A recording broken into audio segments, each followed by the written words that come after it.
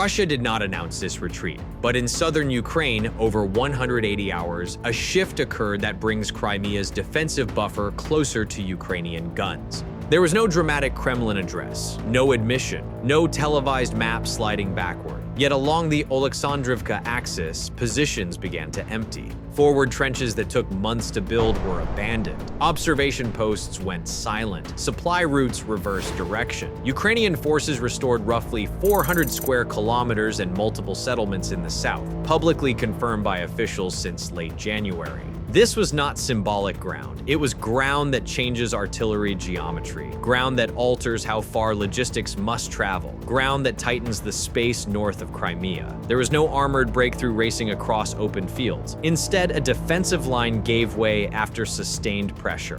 While global attention stayed fixed on Donbass, Ukraine had been grinding quietly in the south, drones mapping gaps, artillery striking supply nodes, vehicles hit before reaching staging areas, trench networks probed for weakness. Then the tempo shifted. Air assault paratroopers advanced along river terrain. Russian outposts fell one after another. Official statements reference 8 settlements restored since late January. Analysis channels compress it as 10 in 168 to 180 hours. The phrasing differs. The compression does not. Multiple populated points changed hands in rapid succession. Russian forces withdrew roughly 10 kilometers to terrain east of the river line. That depth matters. This axis feeds Russia's southern grouping and supports the corridor toward Crimea. No, the land bridge has not been severed, but when forward strong points disappear, the safe distance behind them disappears too. Ukraine shaped the battlefield before moving. Drones located electronic warfare gaps. FPVs suppressed trench positions. Assault units moved through corridors already destabilized. Russian commanders faced a narrowing choice: remain in exposed villages under constant drone surveillance, or pull back and preserve manpower. They pulled back. Kyiv frames it as territory restored and initiative regained. Moscow frames it as adjustment. Yet open-source tracking, satellite imagery, and Ukrainian statements align on one fact: ground changed hands quickly, and speed, in a war measured in meters, disrupts assumptions. 10 kilometers regained. Ukrainian 155mm systems now sit closer to routes once considered buffered. Unloading points shift deeper. Fuel depots move farther from the line. Every additional kilometer extends exposure time, and drones are persistent. Light vehicles attempting rapid movement across the open steppe become visible targets. Mobility tightens. Defensive flexibility narrows. The map did not explode. It shifted. Because in modern warfare, momentum is not about who holds the most territory. It is about who forces the other side to react. This did not begin with a charge. It began with erosion. For weeks before Ukrainian air assault units advanced, Russian positions in this sector were being thinned out in ways that rarely trend on headlines. Ammunition depots took sporadic hits. Vehicle concentrations were tagged and struck before dispersal. Communication nodes were pressured, not spectacularly, repeatedly. When pressure repeats, systems degrade. The Oleksandrivka axis sits at a geographic seam where Zaporizhia, Donetsk, and Dnipropetrovsk regions converge. That junction matters because it feeds routes that either push west toward the Dnipro River basin or bend south toward the land corridor connecting occupied territories to Crimea. Russian planners had used a chain of small settlements here as forward pressure points. These villages were not cities. They were anchors, outposts that allowed artillery spotting, staging points for local assaults, buffer zones designed to keep Ukrainian guns slightly farther back. Once those anchors weaken, the entire frontage feels it. Ukrainian forces reportedly structured this push around sequencing rather than shock. Drone reconnaissance mapped defensive gaps. Areas with thinner electronic warfare coverage became initial entry points. Suppression did not rely solely on heavy barrages. It relied on precision disruption. FPV drones would hit trench segments and vehicle revetments. Assault elements then advanced through corridors that had already been disoriented. That pairing, unmanned strike followed by rapid ground exploitation, compresses reaction time for defenders. Reaction time is everything. Russian units faced multiple micro-crises at once. A forward trench under drone pressure cannot easily reinforce a neighboring position without exposing itself. Supply trucks rerouting around one damaged node become visible to surveillance overhead. Each adjustment generates another signal. Signals attract fire. Ukrainian paratrooper formations, the same air assault grouping publicly acknowledged by Commander-in-Chief Oleksandrivka, were not moving blindly into open terrain. They advanced along river-adjacent contours and natural cover lines, leveraging geography to limit exposure to direct fire. When settlements began changing hands, the change was not just symbolic. Control over these points shifts observation angles. It alters where artillery can safely be positioned. It changes which roads are considered viable. Once enough of these local shifts accumulate, a forward line stops feeling stable. Russian forces then made a calculation. Holding the most exposed villages under continuous drone overwatch risked incremental attrition that could hollow out units further. Pulling back to a tighter defensive alignment eastward offered shorter supply lines and potentially stronger terrain features. The result was a withdrawal measured at roughly 10 kilometers in depth. That figure is not enormous in absolute terms, but in a war where front lines often barely move, it is significant. It also changed artillery geometry. With regained ground, Ukrainian 155mm systems now sit within threatening proximity of routes that previously operated with relative confidence. Even the possibility of sustained fire against logistical hubs forces redistribution. Ammunition unloading points may need to move deeper, fuel staging areas may shift further from the line. Distance equals delay. Delay equals vulnerability elsewhere. The psychological dimension cannot be ignored either. When a force that has been pressing in one sector suddenly yields ground in another, command attention fragments. Reinforcements considered for offensive use must be weighed against defensive stabilization needs. Fragmented attention weakens tempo. Reports also indicate that Russian formations in this sector included elements that had rotated through heavy combat earlier in the campaign. Rotation does not restore equipment. It does not erase fatigue. It does not instantly rebuild cohesion. When Ukrainian units increased pressure, they were striking formations already stretched. There is another layer here that complicates Moscow's situation: river lines. Rivers can serve as defensive backbones when prepared in advance. Crossing points can be fortified. Artillery can be pre-registered. But during withdrawal, those same rivers compress movement. Bridges become choke points. Pontoon deployments become visible from above. Artillery targeting data updates in real time. A defensive feature can turn into a funnel. If Ukrainian forces continue pressing observation posts forward, they gain more than land. They gain targeting depth. Targeting depth changes cost calculations. Now consider the broader southern picture.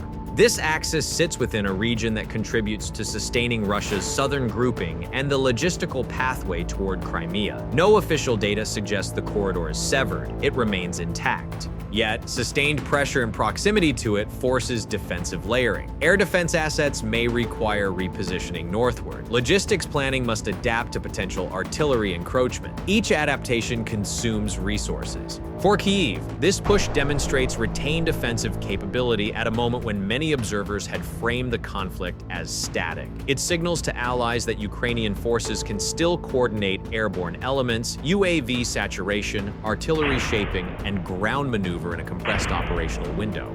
For Moscow, it introduces unpredictability, because unpredictability is destabilizing. If Ukraine can mount this level of coordinated pressure here, where else might it attempt a similar sequencing model? Not everywhere, but somewhere. That possibility alone forces recalibration. This is why the headline 10 settlements in 180 hours resonates. Even if official communiques state 8 settlements and roughly 400 square kilometers since late January.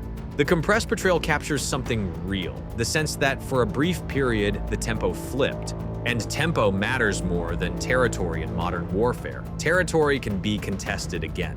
The next critical question is whether Ukraine can hold this regained ground under inevitable counter-pressure. Stabilization after advance is often harder than the advance itself. Mine clearance, defensive layering, artillery positioning, and counter-drone coverage all determine whether momentum consolidates or evaporates. If Russian forces attempt localized counterattacks to claw back buffer zones, the durability of this shift will be tested. And if Ukraine instead expands pressure along adjacent sectors, the southern front could enter a new phase. Not a breakthrough war of sweeping arrows, but a war of suffocation along logistical arteries. Which leads directly to Crimea, because the real strategic weight of this operation is not in the villages themselves. It is in what those villages reveal about the vulnerability radius expanding north of the peninsula. If that radius keeps growing, the southern calculus changes. And that is where the story becomes far more consequential than a headline about kilometers.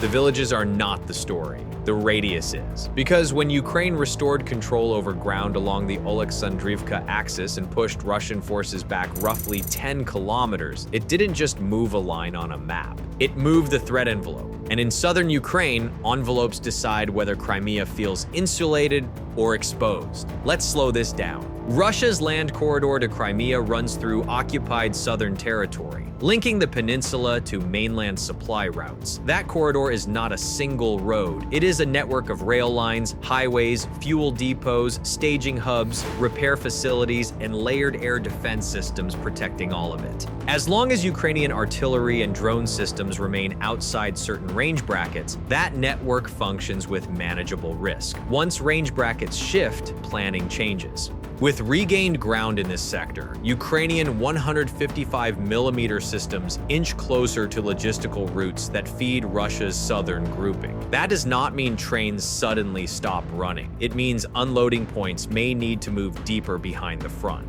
Every kilometer backward increases transport time. Every increase in transport time increases exposure. Convoys stretch longer. Fuel consumption rises. Maintenance cycles strain. Drone surveillance gets more opportunities. The effect is cumulative, and cumulative pressure is how corridors erode. Now consider air defense. Open source reporting and Ukrainian commentary have suggested that Russia has been adjusting some air defense placements in Crimea over the past year in response to long-range Ukrainian strikes. Systems reposition northward to extend protective coverage over vulnerable logistics. If Ukrainian ground forces continue pressing within artillery and drone-enhanced proximity to northern approach routes, that defensive umbrella must stretch further. Stretching reduces density. Reduced density creates seams. Seams attract exploitation. This is not about dramatic breakthroughs to the peninsula tomorrow. It is about forcing Russian planners to defend more space with finite assets. That is expensive, and cost matters when a war grinds into its third year. There is also a signaling layer.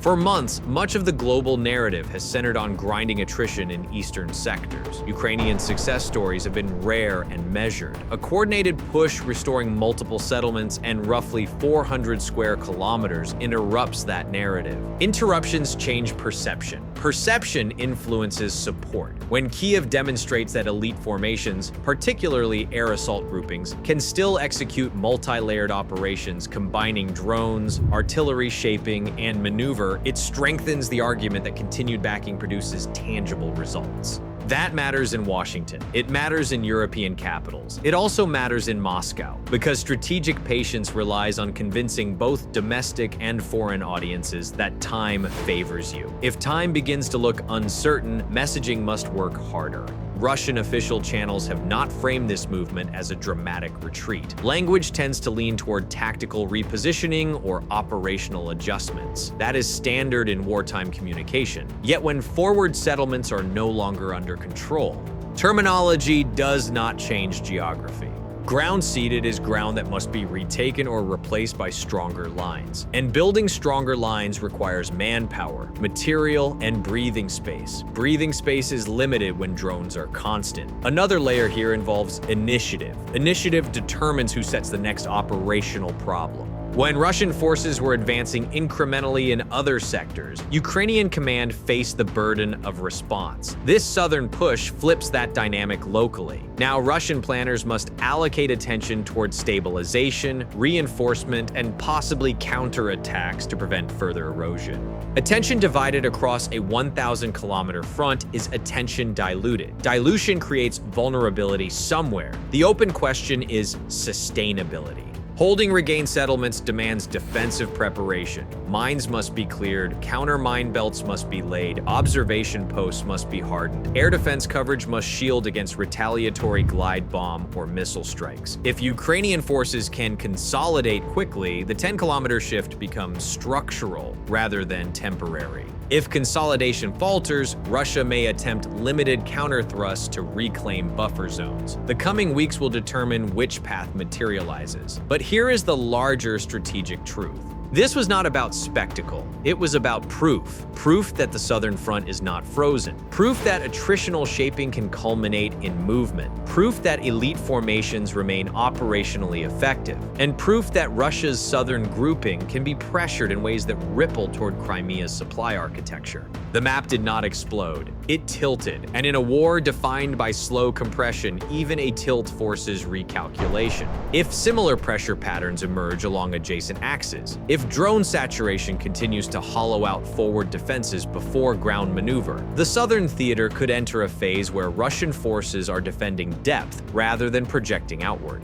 That would not end the war, but it would redefine the southern tempo. For now, the facts on record remain clear. Ukrainian command publicly states roughly 400 square kilometers and multiple settlements restored since late January along this southern axis. Independent media have echoed those figures, and Crimea's buffer felt thinner than it did a month ago. Whether that thinness widens or stabilizes is the question that will define the next phase of the southern front. Because in modern warfare, distance is not just geography. It is vulnerability measured in kilometers. And in southern Ukraine, 10 kilometers just became very expensive.